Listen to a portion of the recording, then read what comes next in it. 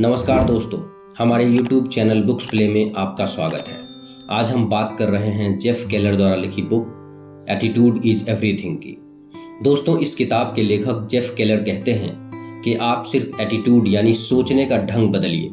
ऐसा करते ही आप नाम, इज्जत, शोहरत, पैसा सब कुछ पालेंगे। आपको जीवन में सच्ची खुशी और अपार समृद्धि भी हासिल हो जाएगी। दोस्तों, ये वीडियो का सेकंड पार्ट है। इस वीडियो के बाकी सभी पार्ट्स का लिंक नीचे डिस्क्रिप्शन में दे दिया हूं।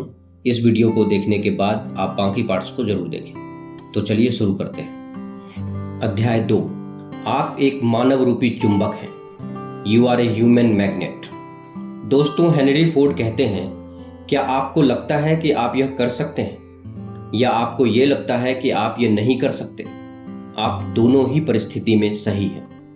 अगर आप सोचते हैं कि आप यह कर सकते हैं या आप सोचते हैं कि आप यह नहीं कर सकते, इन दोनों ही परिस्थिति में आप सही हैं, क्योंकि जैसी आपकी आशाएं होती हैं आपको परिणाम भी वैसा ही मिलता है। इस अध्याय में लेखक ने मनुष्य की सोच को महत्वपूर्ण माना है।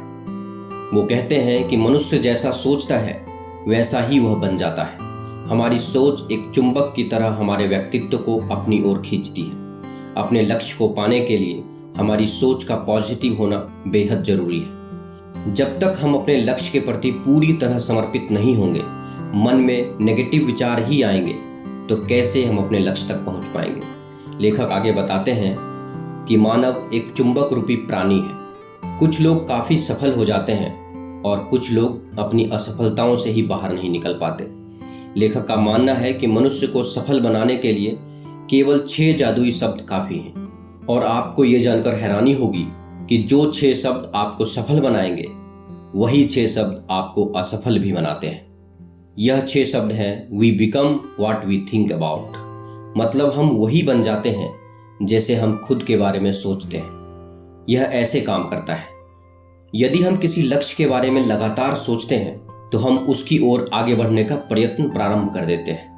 यही वो 6 शब्द हैं जिसको हम अपने जीवन में उतार सकते हैं और इनके जैसे बनने की कोशिश कर सकते हैं। जीवन में सफल होने के लिए आपको एक मानव रूपी चुंबक बनना पड़ता है, ताकि लोग आपके पास आए, न कि आप लोगों के पास जाए और बिजनेस करें।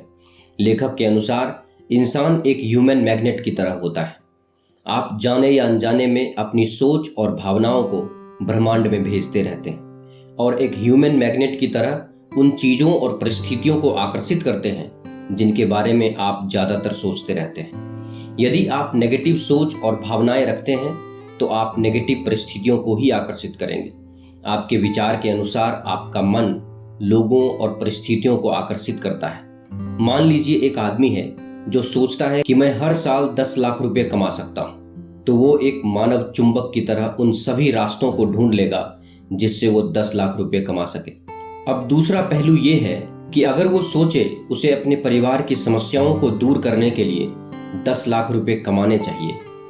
अब क्या वो 10 लाख रुपए कमा सकता है? ये उस आदमी पे डिपेंड करता है कि वो खुद पर कितना भरोसा करता है। अगर आप ये सोचें कि मैं 10 लाख रुपए कमा सकता हूं और 10 लाख रुपए कमाने चाहिए, इसमें 2 चीजें सामने आती हैं। कमा सकता हूं पॉजिटिव एटीट्यूड और कमाने चाहिए नेगेटिव एटीट्यूड। अगर आपका खुद पे भरोसा है, कुछ करने की हिम्मत है, तो आप एक दिन 10 लाख रुपए जरूर कमा लेंगे। दोस्तों, असफलता बस एक स्पीड ब्रेकर की तरह होता है जो हमारे सपनों के रास्ते में आकर बस हमें टेस्ट करता है। और अगर हम में एक पॉजिटिव एटीट्यूड नहीं होगा तो यही स्पीड ब्रेकर हमें पहाड़ जैसा लगने लगेगा और हम इस ब्रेकर को पार करने के बजाय वहीं हार मान जाएंगे। इसलिए जब भी आप अपनी जिंदगी में कुछ नया शुरू करिए तो ये बात हमेशा याद रखिए कि असफलता बस हमें ये दिखाने आती है कि हमें अपने सपने को पाने की कितनी चाहत है। अध्याय 3, अपनी सफलता की कल्पना करें, यानी कि picture your way to success. दोस्तों, इस अध्याय में लेखक ने सफलता के लिए अपनी इमेजिनेशन शक्ति को पॉजिटिव रूप देने की बात लिखी है। अगर हम ज्यादा बार सोचेंगे कि हम लक्ष्य कैसे पूरा करेंगे, सफलता कैसे प्राप्त होगी, तो उस ओर ध्यान केंद्रित होगा और अपने लक्ष्य को पूरा करना आसान होता जाएगा। अपनी कल्पना और सपनों में पॉजिटिव तस्वीर को देखें। नेगेटिव तस्वीर असफलता दिखाती है। इसीलिए आप जो भी करना चाहते हैं उनके बारे में अपने मन में विचार जरूर करें। आप जो भी अपने जीवन को बेहतर बनाने के लिए करना चाहते हैं उसके बारे में एक क्लियर पिक्चर अपने मन में बना लें। सक्सेस पाने का सबसे बेहतरीन तरीका है विजुअलाइजेशन। यह सबसे बेहतरीन तरीका है हर किसी के लिए जो अपनी ज़िंदगी में मनचाही सफलता प्राप्त करना चाहते हैं। यह एक ऐसा मेथड है जो आपको जो भी चाहिए उसकी ओर आपको आकर्षित करता है।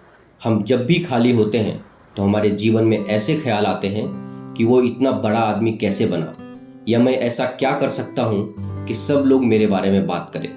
यही हमारे जीवन में सफलता का एक और कारण है।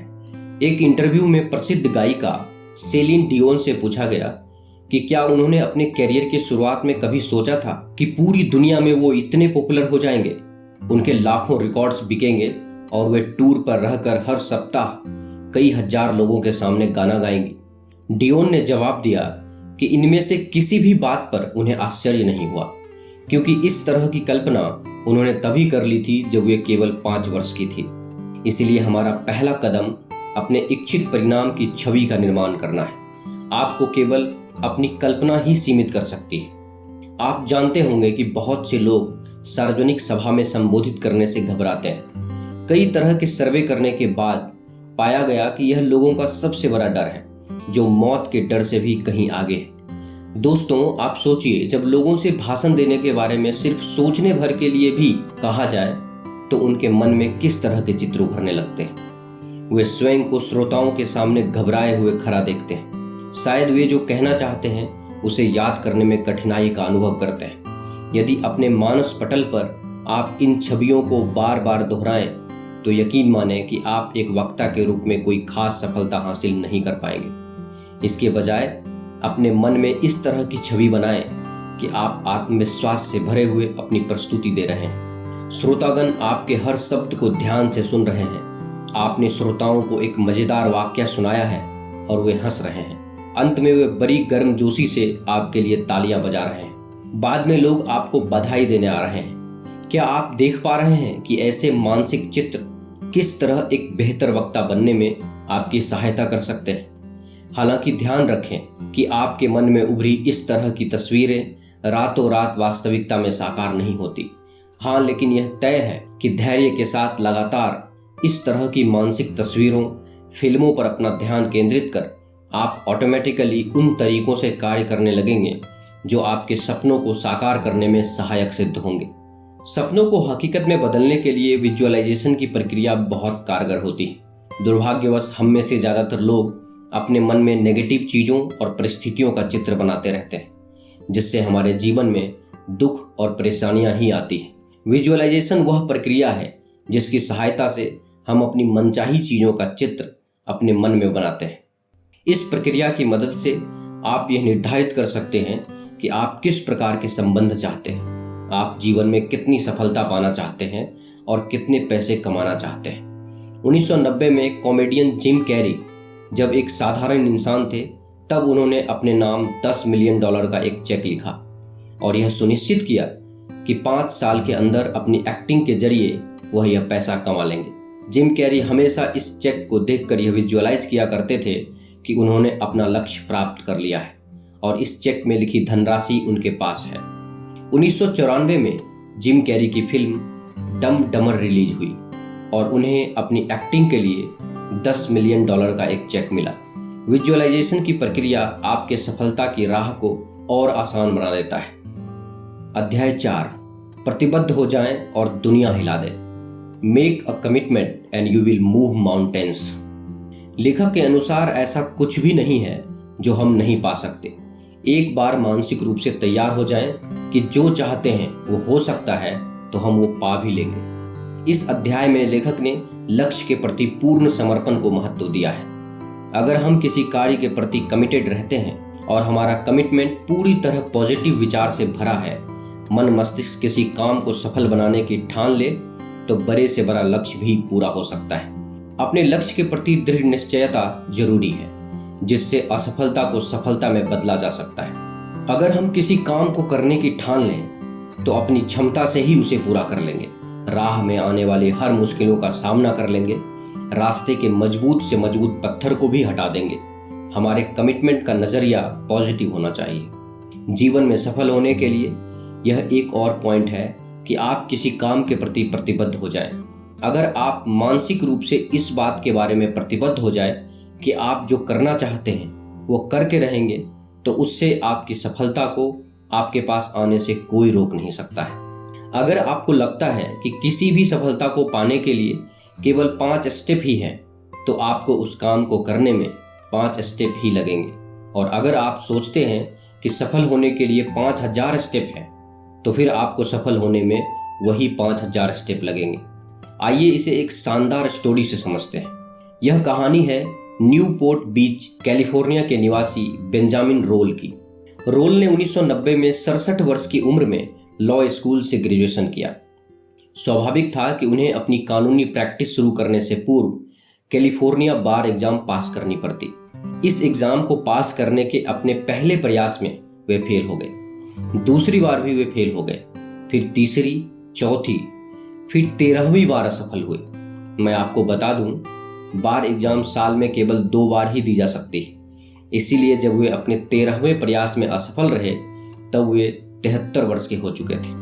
अधिकतर लोग इतने प्रयासों के बाद हार मान लेते हैं, लेकिन बेंजामिन रोल ऐसे नहीं थे। उन्होंने 14वीं बार एग्जाम दिया और इस बार पास हो गए। 1997 में 74 वर्ष की उम्र में उन्हें कैलिफोर्निया राज्य में कानूनी प्रैक्टिस करने की अनुमति मिल गई। तो ये है वे व्यक्ति जो कमिटेड थे और किसी भी कीमत पर अपने लक्ष्य को प्राप्त करना चाहते थे। इस कहानी से शायद आप समझ गए होंगे कि एटीट्यूड का कितना महत्व है।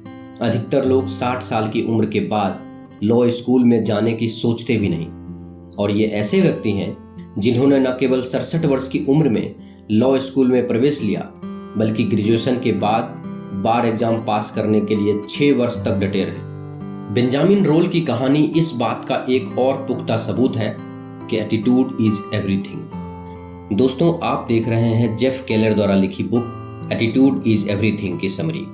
यह समरी आपको कैसी लगी? कृपया हमें नीचे कमेंट बॉक्स में कमेंट करके ज़रूर बताएं। अगर आपको यह समरी अच्छा लगा हो तो इसे अपने फ्रेंड्स और फैमिली के साथ अवश्य शेयर करें, और हमारे लेटेस्ट वीडियो को देखने के लिए हमारे YouTube चैनल बुक्स प्ले को सब्सक्राइब करें। धन्यवाद।